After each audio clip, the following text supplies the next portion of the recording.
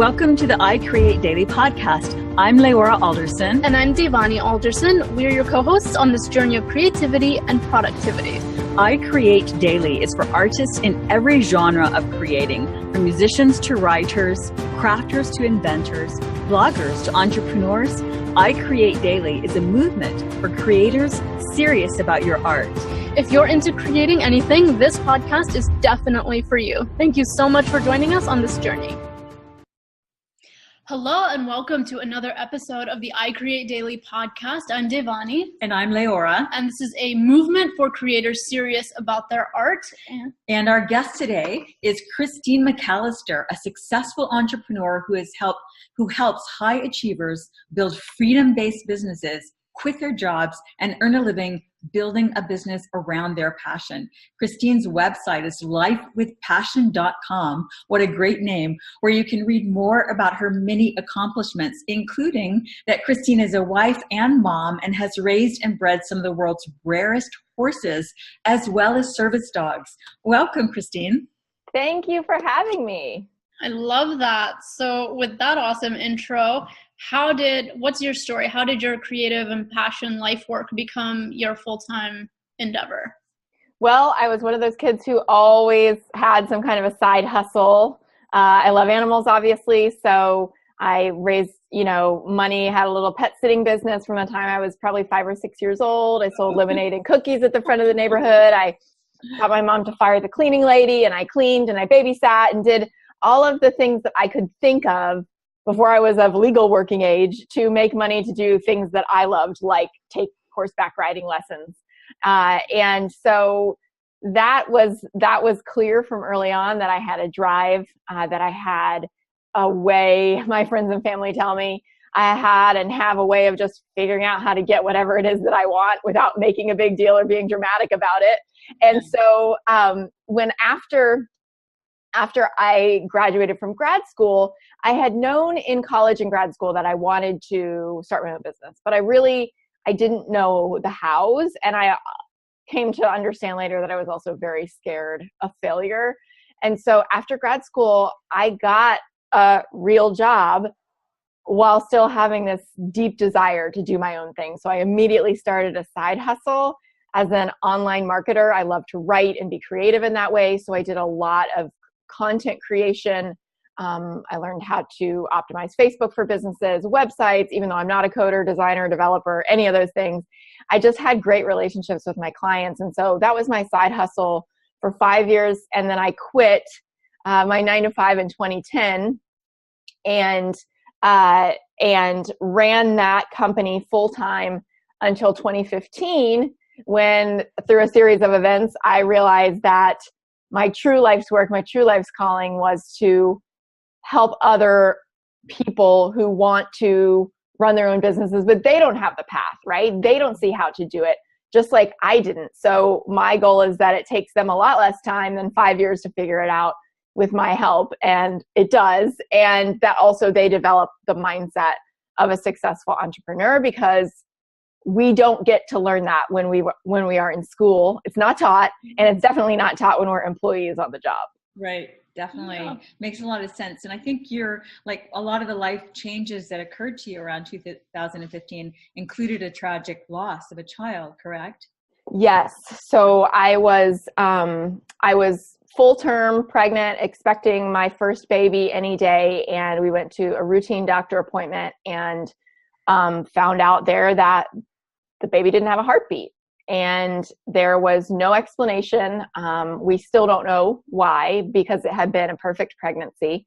And so that loss and that tragedy was a turning point for me in my life, because it caused me to really get clear on what I wanted, on what kind of legacy I wanted to create, on what kind of legacy I wanted to create for my daughter, who we named Maeve, who wasn't going to be here to do it for herself. And also really to get over the fear that had kind of held me back from going to the next level in my life and business, because I was comfortable. I had a great business and I really enjoy my clients, but I knew that there was more, and it took losing her to go, it's worth exploring. Like I'm over the fear now. Let's, if I survive that, I can figure this out. Let's do this. And that's how Life with Passion was born. That's amazing and interesting from the standpoint that you talked about earlier in your life that you thought one of the things holding you back from becoming a full-time entrepreneur was fear, and then you had that event in your life that, you could have gone the other way. You could have let the fear, paralyze you and inhibit you. You since have had a daughter, correct? You have a baby, and how old is she?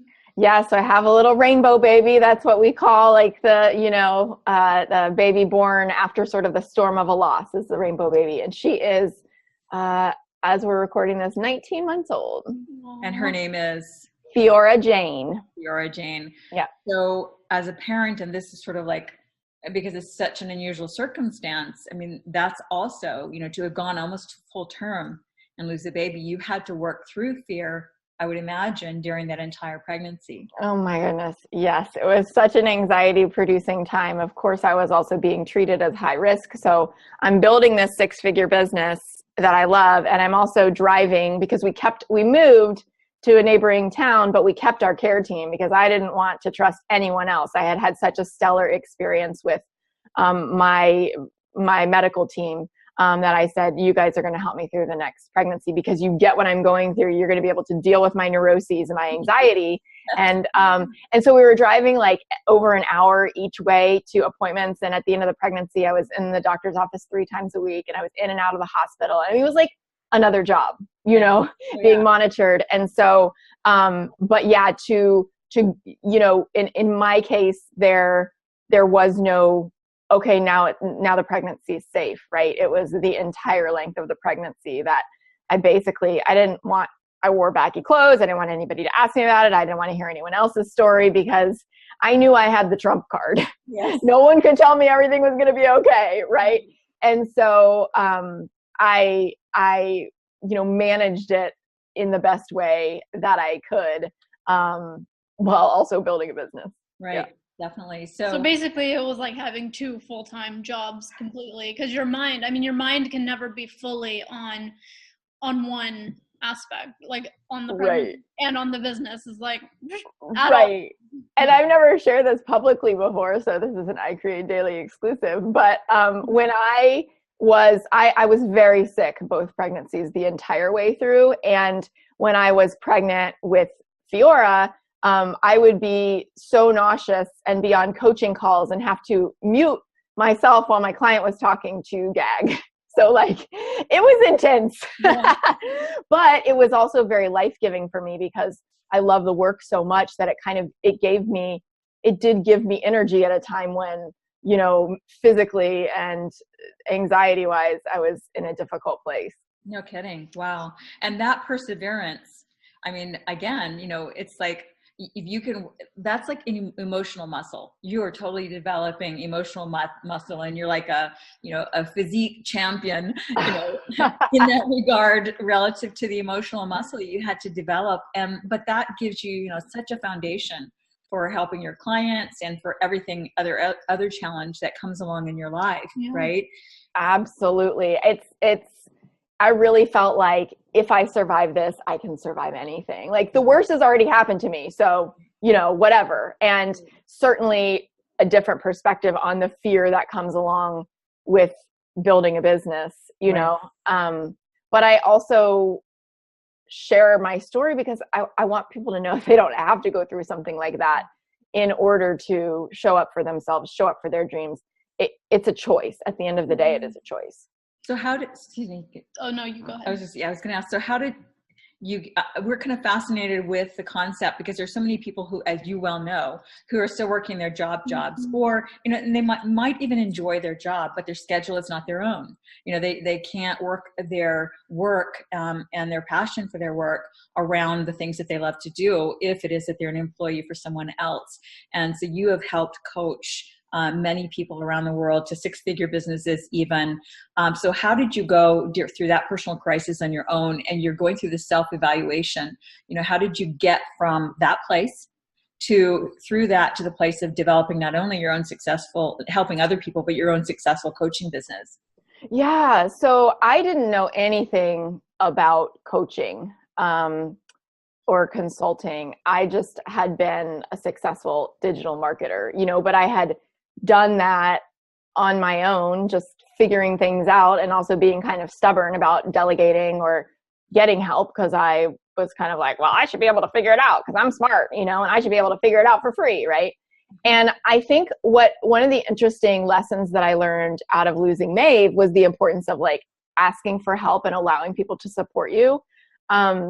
I can remember when we came home from the hospital, of course, nobody knows what to do in that scenario. And there's really nothing they can do, except be there for you. But people wanted to bring us meals. And my immediate reaction was, why would people bring us meals? Like, I physically can cook. It's not like I'm taking care of a baby.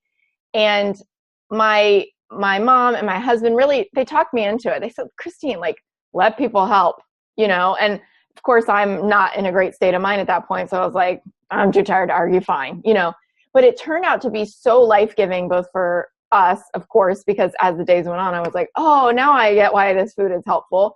And also for people who knew that there was nothing they could do, but still this was something they could do to show us they loved us.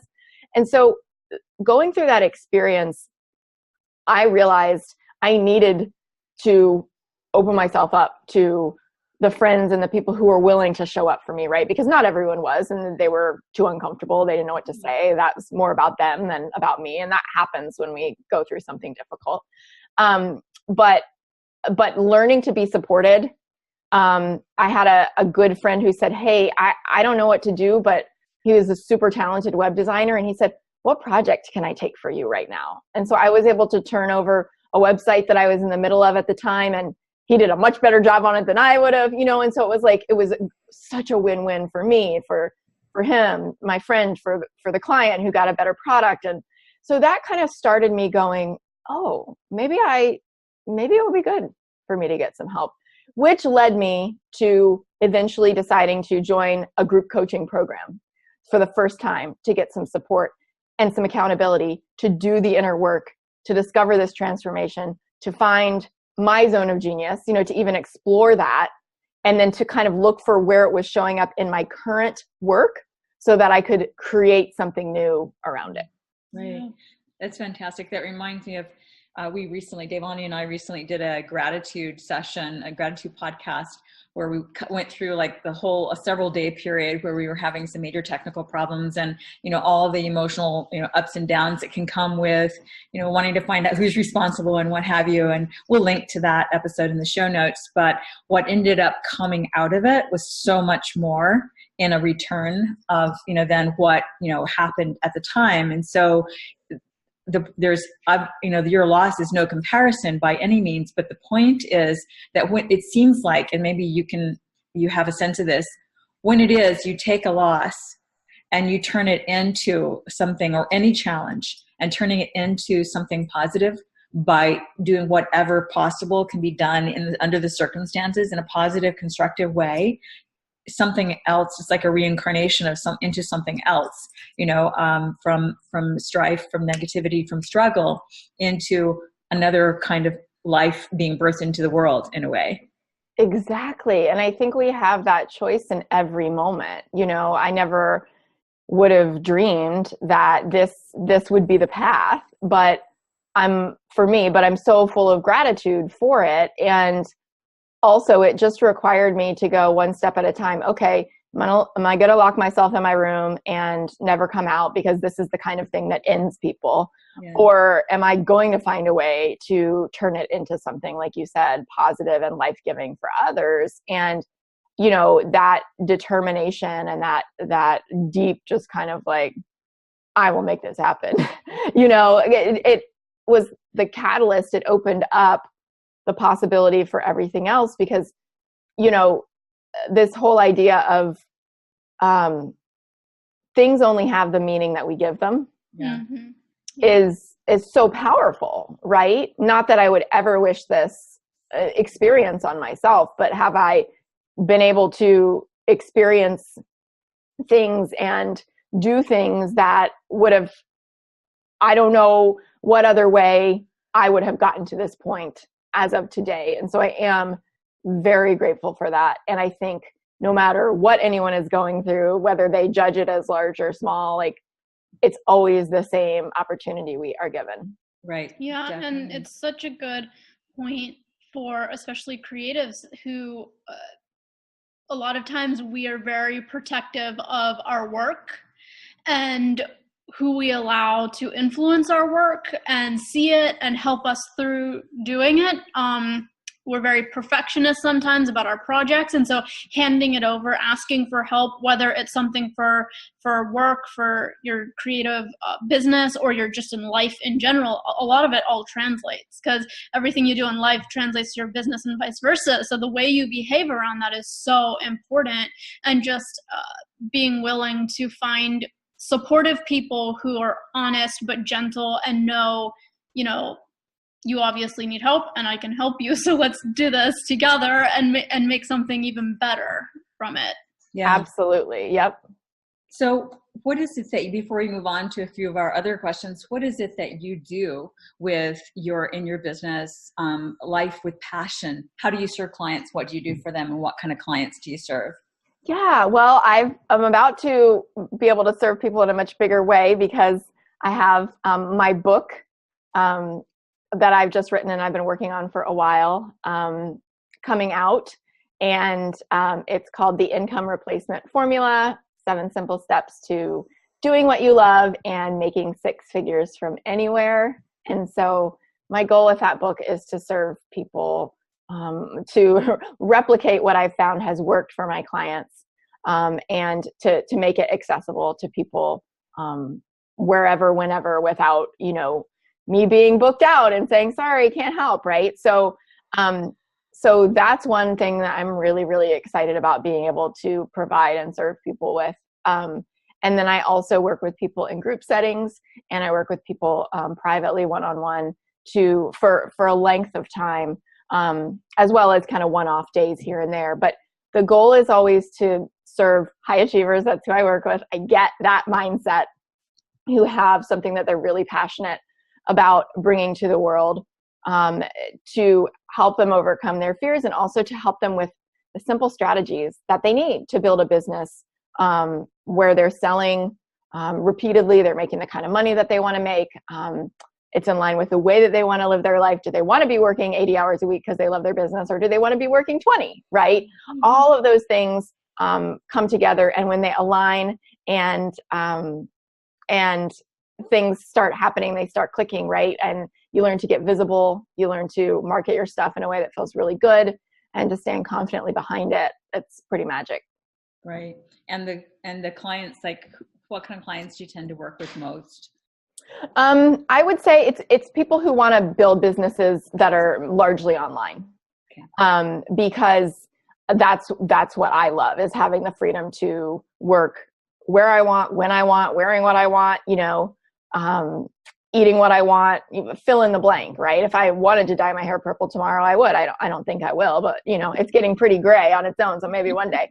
But I think it's in style right now, so I know it's really cool. Like, I see it everywhere, and like that is a level of bravery that I could aspire to.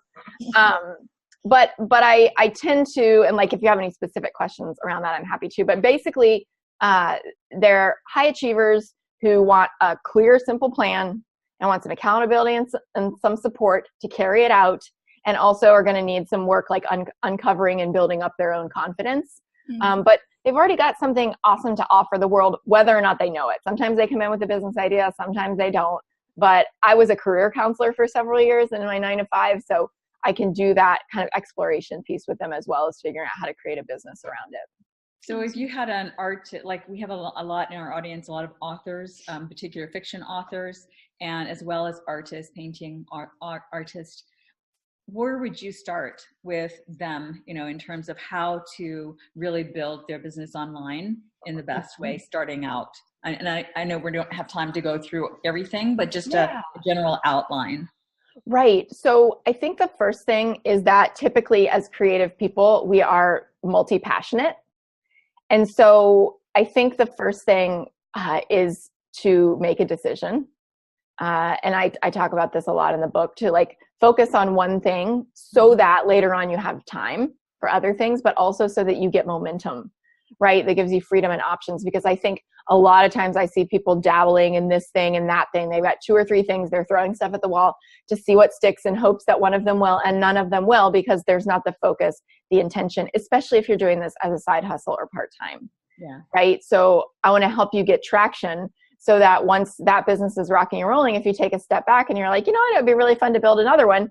Fine. You can do that. You can put systems in place. You can have people help you, right? You've figured out what works, what parts of the business that you love, where you maybe need help.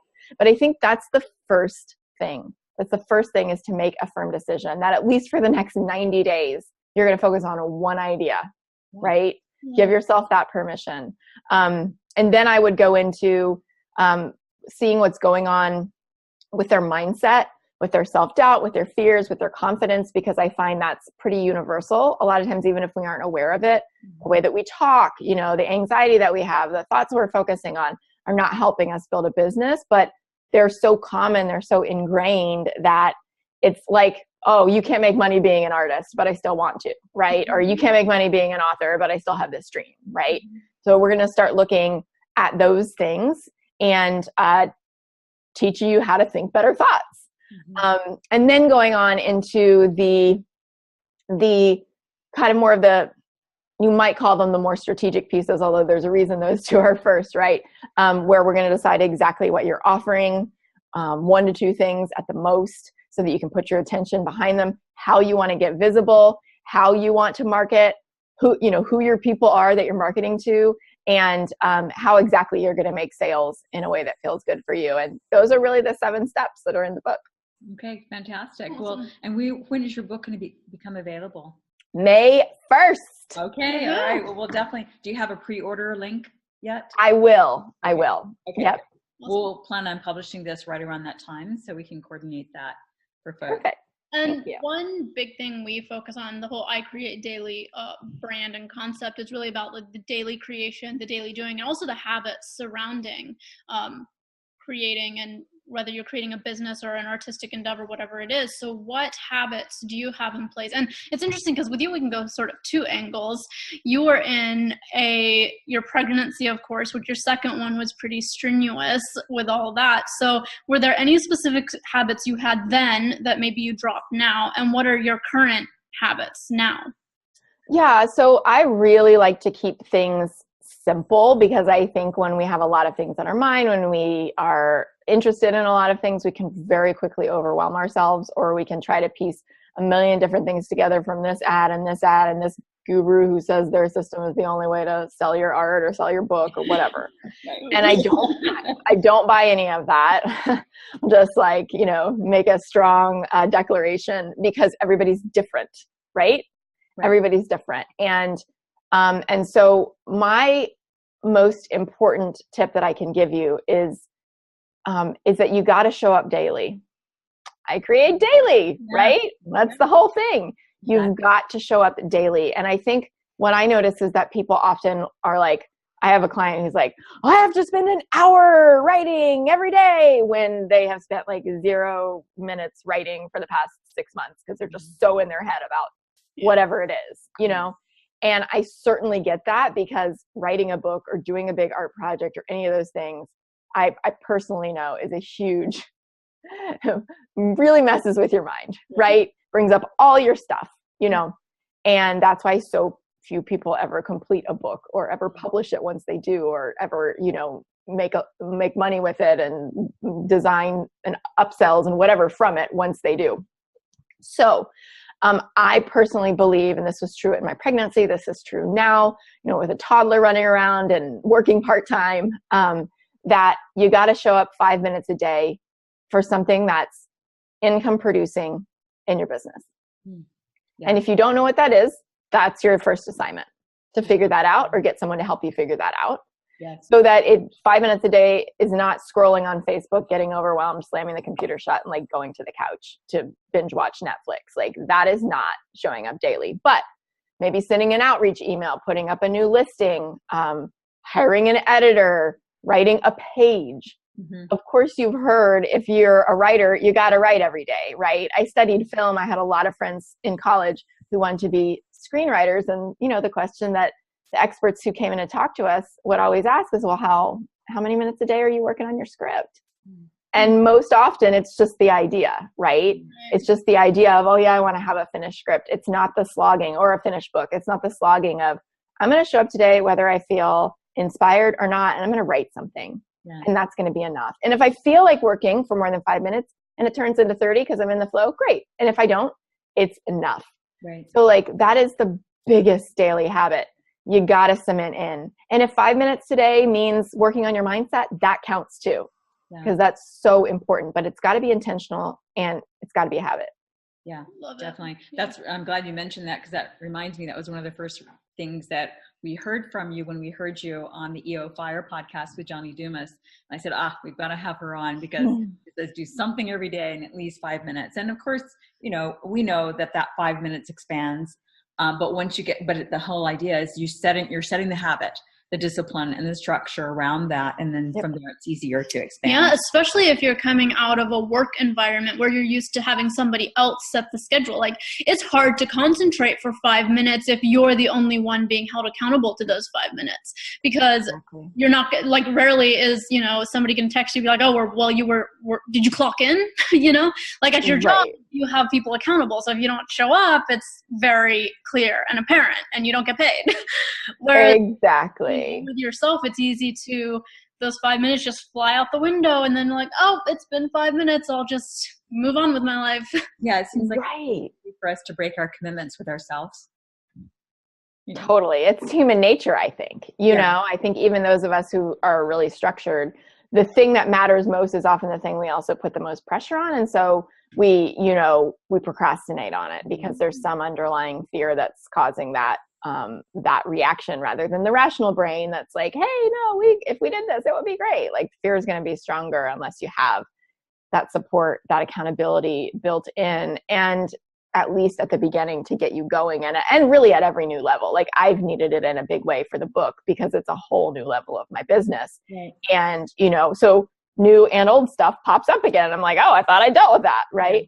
But I think also that the Jen Sincero says that for 40% of the fuel that an airplane uses is used during takeoff, right? She's not the only one who said that, but obviously she talks about that in her book. And so, like, you've got that's what that 5 minutes is. It's just starting, it's just starting every day, because that's where we have the most resistance. And once we sit down and do it, we're like, oh, this isn't so bad. I don't actually think I'm going to die, but that's kind of how it felt before I started. Yeah. Yeah. It's the gravity of, having to leave gravity, essentially, which makes so much sense. The gravity of our own resistance to getting the work done. And also to something I've been contemplating about it more recently as I've worked on some things myself. And that is that it's easy to have ideas that are fleeting and superficial. Where it takes more energy is to dive deeper and mine beneath the surface of that idea. So like in your book, for instance, you've got these concepts, you work with clients, you give speaking engagements, whatever, and you talk about the superficial. If you're an hour presentation or coaching call, then you're still in many ways just skimming the surface. But when you're writing content for a book, you're having to dive down to the next level and the next level. And just like swimming in deep water, that takes more energy than skimming your toes, through the shallows. Right. And I think that's such a great point for creatives, because a lot of times with businesses, especially creative ones, or like where we have this idea, we can tend to be really protective of it. Like, I don't want to tell you the idea for my novel, or I don't want to tell you my concept for my creative business because you might steal it. But I have a friend named Brian Rainey, who's like he's my age, but he's never had a real job, right? He's been an entrepreneur since he graduated from college, and he runs this awesome think tank called Awesome Inc. And Brian was one of my first mentors when I was still in my 9-to-5. And anytime he hears somebody say that, he just laughs, because he's like, no, nobody is going to put in the time and energy. Nobody is more passionate about your idea than you are. Nobody's going to steal it. Yeah. Like, talk about it. Talk about it like you're excited. It's pretty much an amateur move to say, oh no, I can't talk about it. I'm not ready to share it. Yeah. So start to get comfortable, because that's also going to build your confidence in your ability to share it. Nobody else cares about it as much as you do. So talk about it. Because it's even hard. You put even more pressure on yourself, I would assume, if you hold it in for so long and then you're ready to publish and you have like the final ready, and then it's like, oh, well, what if they really don't like the final? And now it's too late for them to give feedback that'll help me change this. Right. So right. it builds your confidence along the way, because if they like your crappy first draft. Yes. Yes. And I always tell my clients, I want you to be making money while we tweak. I don't want you to build this whole thing that then it's too late to have launched because we missed it because you weren't willing to not be perfect, or you weren't willing to not be secretive. Like, you can still serve people now with your work, with your art, with your writing, whatever, and be making money while you figure some of this stuff out. Yeah. Yeah. It's like somebody was mentioning, I saw some article where somebody who won a Grammy for something recently was talking about their journey and how they gave, in their Grammy speech, they were talking about how there were several moments in which they wanted to give up completely, like just give up the project, which they had won a Grammy for. And they were making the point of like, we're starting to see more successful people talk about that journey of the failures, of the dips, of the I almost want to give up. Because if we can look at people at that level and like rehumanize them and remember that they started somewhere too, it's so helpful for those of us just getting started. And so like you already had a successful marketing business, and then you had the pregnancy and that whole dip, and yet how relatable, as terrible as it was, how much more in-depth conversation can you have with coaching clients because you went through that experience. Yeah. Right. I find that we all have hard stuff that we've survived, all of us, right? And I think that one of the things that I consider a real privilege and honor is that my clients share a lot of that stuff with me. You know, maybe it's a client in transition who is going back to work or looking for different work because she just got divorced and she wants to be more present for her kids, or, you know, somebody who is kind of like super unhappy in their corporate job that they're really successful in. And, you know, we discover it's actually like a mindset issue that's holding them back because they're super capable. But the stuff that comes out as we start to explore stories is like very sacred. And I am always amazed by the things that people have been through. And you just don't think about that when you're walking around in your everyday life, right? Like, no one's going to look at me and be like, wow, she carries, you know, the burden of having lost a child. Nobody's going to look at someone else and think, oh gosh, they survived abuse, or they survived this other horrific thing. But we've all got it. Right. And so the more that, you know, I just consider it an important part of the work. And that's why, like, I make myself available for it, because I am not attracted in any way to a business coach or whatever who's like, all we can talk about is strategy and the perfect website. And like, that doesn't work for most people. Right. Yeah. No, it begins and ends with mindset. Absolutely. So, but speaking of strategy, so what are the top 1 to 3 things that produce the best business results for you? For me, okay, yes. So I would say it's showing up every day. It's knowing what my money-making tasks are, which are being visible and connecting with my tribe, and coaching my clients and making sure that they're happy. Right. And I think learning to do sales, this is, I guess, maybe more than 4 or more than 3. That's okay. That's fine. Learning to do sales was in an empowered and non-pushy, non-icky, non-gross, salesy way was a huge turning point for me in my business, because honestly, I was trained the way I think most of us are trained, to like ask for the sale on the call or with the first contact, and like not let people get off, and like, you know, unless they do, and tell them that they're not whatever, showing up for themselves, and fill in the blank. And like, it never felt right to me. That wasn't how I did it in my online marketing business. I gave people all the space that they needed, but that's how I was taught in the coaching industry. And so like, that was all I knew. Not that that made it okay. It's just all I knew. And so when I began to learn a different way that actually felt really congruent, and that treated people like the other humans that they are, who can make their own decisions, what happened was that I began to sign even the clients I loved even more, and they would continue to work with me because there's always another level that they could go to, right? And it has created like a tribe of clients that who are my biggest fans, who are going to be featured in the book, and who like I genuinely love, right? And a community that I'm really proud of. And I think that starts with doing things in a way that aligns with your values, and like being willing to throw out the stuff that doesn't. So like somebody tells me, for instance, like I need to be on Snapchat, or I need to be, on Instagram, or I have to throw a bunch of money at Facebook ads. Like I disagree with that. I really believe that everybody has at least one strategy that they can really master, and you don't have to be everywhere at once, and you can make sales without a website. And you can do that by showing up, being consistent, knowing how to do sales that align with your values, and being willing to do the inner work that pops up to stop you from doing those things. So that's a lot, but there you go. No, well, that's amazing. That's excellent. And that really resonates with us as well, especially the sales bit. Yeah. And I'm sure many of our listeners will be able to identify with that as well, and viewers. But that reminded me of something I wanted to circle back to. You talked about like the top advice was to hone in on the one thing, like when you're working with a client. So some of our community members, one of the things that they struggle with is identifying the one thing, as well as we have a 90-day goals journal.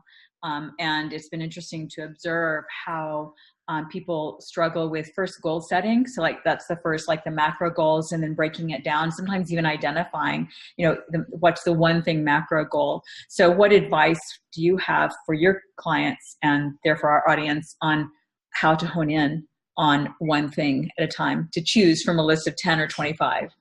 Right. So I think a lot of times it's tied to an income goal, right? Like we're in business, or we want to be in business. We want to, quit or stay out of our 9-to-5 jobs. We want to replace our income.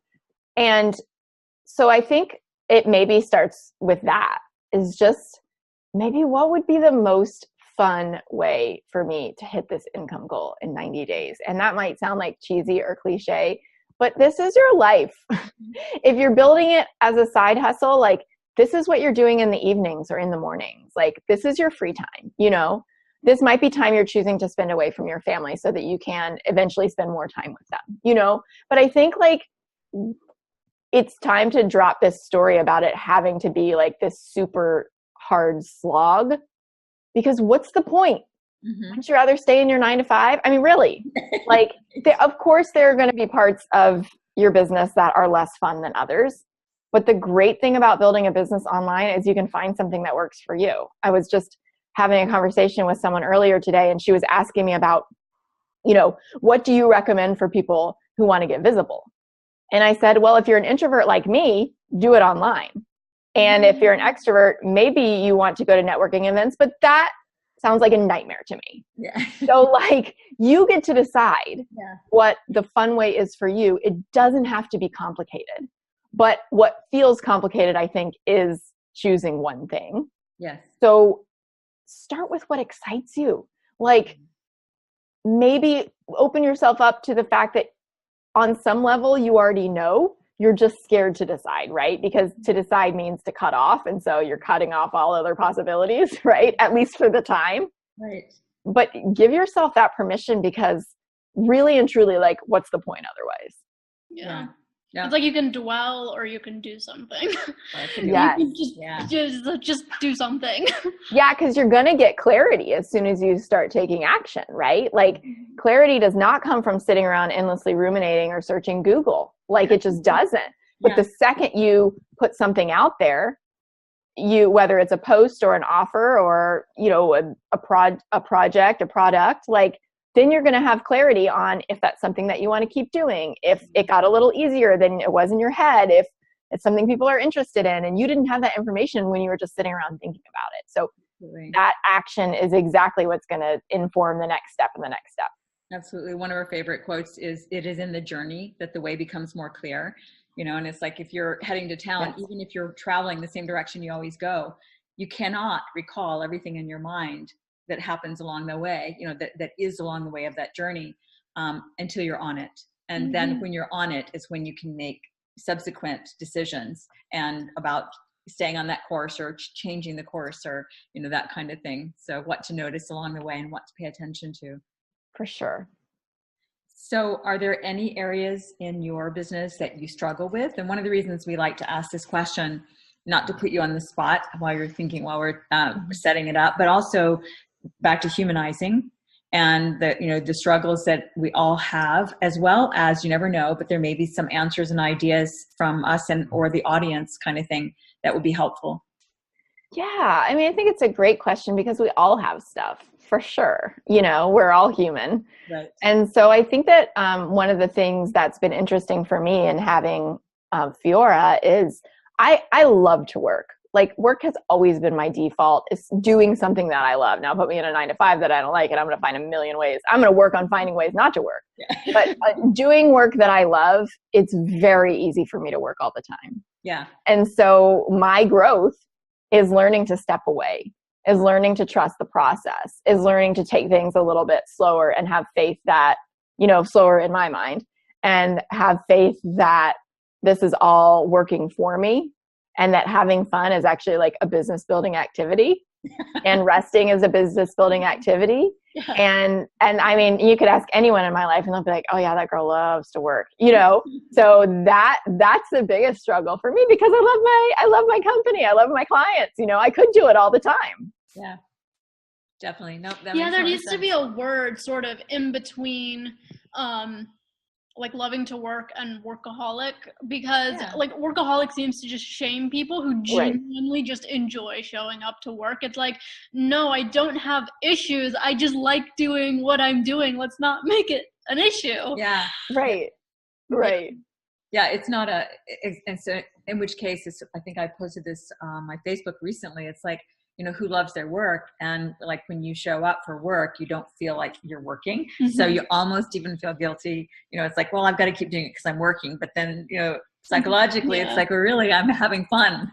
And people are like, go have fun. And you're like, what do you think I've been doing for the last few hours? Right. This is so fun for me. Right. I love it. And so finding ways to find that at play, is a lot of, I think where my journey is taking me right now, so that it's the whole integrated life that all pieces are in flow together. Yeah, absolutely. And I think that a lot of it has to do with, there is a creator mode where, it's momentum, when we're in it and doing it. And so for me, it's interesting. When I was younger, it seems like whatever I was doing, I wanted to be doing something else instead. And as I've gotten older, it seems like whatever it is I am doing is what I want to keep on doing. And so it's like, now I've got to find the balance of, stopping the momentum, of the creator's mode, the writer's mode, where I could work all day and sit for 16 hours, working and typing, and to the balance, because then once the family tears me away and we go to the park or whatever it is, then I was like, oh, this is so much fun too, So really it's just breaking that and putting, just putting a good balance into the whole picture. Yeah, for sure. And like also making a decision that it is enough, that you can work part-time, and certainly, it helps when you're out of your job, right? But I mean, I have part-time care for my daughter, so that means I work part-time, right? And I ain't nobody getting anything done with a toddler running around, right? It's just not even an option. Yeah. So learning to put parameters around that and get help where I need it, so that things keep running smoothly and I really can, be where I am. Yeah. In all my roles. Yeah. And I think it's just like, we talk about this a lot on our podcast and with guests, and it's just about bringing purpose to everything. So whether you're doing work, your fun work, your passion work, whatever you're doing, or you're taking a break with family, with your toddler, whoever it is, it's just like realizing that I'm bringing purpose to this moment now. And that's fine, because that's what I'm supposed to be doing. Mm-hmm. Yes. So speaking of purpose and inspiration comes to mind, and what people have inspired you on your journey? Well, there are lots. I would say I'm really inspired by Denise Duffield Thomas, who wrote Get Rich Lucky Bitch, which I didn't read for a long time because I was like honestly kind of offended by the title. And because I was assuming it was meant in a way like completely different than she means it. But when I read it, I really fell in love with her just kind of like laid back approach to things, because it's very different than mine. So I was attracted to it because it's probably something I could really use, you know? And I think that just this idea of, and so many people talk about this, she talks about it, but really getting clear on what it is that you desire and like giving yourself permission to have it. Mm-hmm. I really appreciate her for that. And, you know, she's also a mom of young kids, and the way that she shows up for her business and herself and her kids and her family, like I admire that a lot. And, you know, there are a lot of people who I have gotten to become like mastermind partners or business besties. And actually the number is pretty small, but I would say like those people who kind of met me at the beginning of my journey with Life with Passion, and who have walked alongside me as they've built their businesses and I've built mine, and most of them are online. And so it's been really fun to know somebody for a year or two. I actually have somebody coming in this weekend who I've known for 2 years online, and we talk all the time, and I'm going to get to meet her finally. You know, she's going to come, she and her husband are going to come spend the weekend in our home with my family. And like, that is one of the coolest things to me about this online space and this online business, is that, you know, yesterday I talked to a client in Kenya. I talked to a client in Grand Cayman. I talked to, you know, a client in Oregon. And like, really? I mean, that's just like, that to me is inspiring, because it's, I mean, we kind of take it for granted when we do this, but, you know, think about your art or your book being read by somebody, you know, halfway across the world, or your art being appreciated and purchased by somebody you're never going to meet. Like that's pretty magical. And that's really kind of, I guess what I'm saying is this whole like online community really inspires me as a whole. Yeah. Nice. Totally no, that makes, agree. we can tell. So many of our mentors are virtual online mentors that we follow or that we tune into through podcasts and YouTube and that sort of thing. So is that the book that you would also recommend, or would you like to recommend any other? I like that book for women. For sure. It's definitely targeted for women. I love and can't talk enough about The Big Leap. Yeah. By Gay Hendricks. Yeah. I think that a lot of times when we're building businesses, we're dealing with, well, we may not be working in our zones of genius, which is a phrase from him. And then most of us deal at times with upper limit problems where we find subconscious ways to self-sabotage, and we might not even recognize that we're doing it until someone points it out. But I think he does a great job of introducing that concept and also normalizing like sort of the condition that we find ourselves in as entrepreneurs while we're building businesses, where we need that awareness. We need that awareness as high achievers, as creators who may be dealing with some stories we're not even aware that we have. And you talk about everything, you know, starts and ends with mindset. That's such a great mindset book. Yeah, definitely. Yeah. I'm sure you, as we have observed his concept of upper limiting playing out on the world scene with so many famous people. Oh, for sure. Yeah. That's the best example, right? Is the celebrity culture. Yeah. And, you know, and then you hope that your favorites out there who haven't yet reached an upper limiting situation are not going to sabotage themselves as a result, because we want people to succeed. We want our heroes to stay our heroes, and or people we admire or look up to, and it's always sad to see people fail, and it is unnecessary. And you know what, to that point, Elizabeth, I was listening to Elizabeth Gilbert a couple weeks ago. She was on some Brene Brown video, and she was talking about how it's almost unfair to put anybody on a pedestal the way we do with celebrity culture, the way we do with mentors that we might have. We might really just, put them on this pedestal, and it's a pedestal that they never asked to be on, because they're just doing their thing too. They're living their life. Their life just happens to be a life that millions of people watch and get to judge. And it was just such a good point, because you put somebody on a pedestal, and she was saying, like, they're going to fall off of it eventually. You know, they're going to do something that you look at and you're going, and then you've put somebody above you. You've like raised somebody to a status that they have no ability to keep. That's a good point. Right. Because our, like, you know, what we do when we stereotype or we make assumptions about people from afar is so simplistic. Yeah. And it's so black and white. And it so doesn't take into account the complexities of life that we all deal with on a daily basis. Right. But for some reason, it's simpler for our minds to be like, oh, they're good, or, oh, they're bad. And like to just have that judgment around them.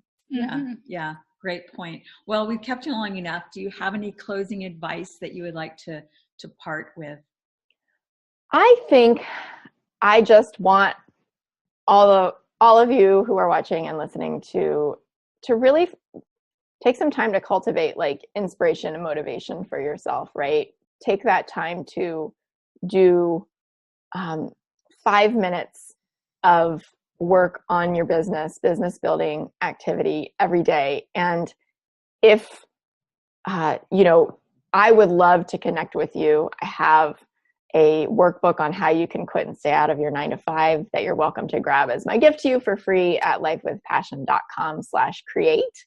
Okay. And I just want you to know that like what you're chasing is possible for you, right? Like we're all proof of that. There's proof all around you. Start looking for it, right? Because you'll find it when you start asking that question. And that's going to continue to give you inspiration and motivation to move forward with action every day. Okay, fantastic. So we'll definitely include that link, lifewithpassion.com/create, to get a free download of, what was it again? How you can quit and stay out of your 9-to-5. Okay, great. Great. Well, you are lovely. And thank you so much for sharing your time, space, and wisdom with us and our audience. Thank you so much for having me. I've really enjoyed it. We did too. Talk soon. Bye, guys. Bye. Bye-bye. Thanks so much for joining us for the I Create Daily podcast. Please let us know what creatives you would like us to interview and what topics you would be interested in hearing more about. And if you enjoyed this show, please leave a review on iTunes. We value your feedback. We read all the reviews, and it just helps us get the word out on the I Create Daily podcast. Thank you so much. Thanks so much.